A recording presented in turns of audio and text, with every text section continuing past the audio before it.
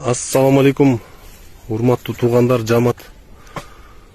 Кант шаары, Люксембург айылына мүрзө.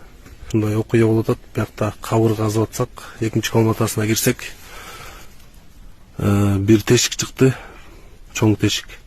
Ал тешикке эмне тешик болду экен, фонарик менен кирсек, кыпкара жылан жатыптыр.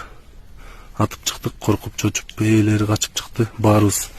Эч ким кире албай атат бияка. Кайра экинчи жайы башталып атат.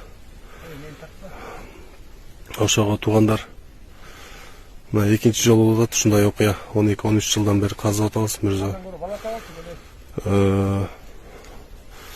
Жылан чыгып, аны чыгарсак кайра жылан чыгып, кайра тамак ичип келсек, намаз окуп келсек, жылан чыгып күрөктөргө атака кылып баштаганда куйругун чырылдатып каза албай калганбыз. Башкача вариант менен көнгөнбүз. Эми ушундай нерсе экинчи жолу кайталанып атат. Бул деле жөн эмес, Аллах Тааланын эскертүү. Ушакка даярданалы. Акыркы үйүбүз ушул, үй бүлөбүз, байлыгыбыз баары калат. Ушакка жакшы амалдар менен келели туугандар. Намаздар менен,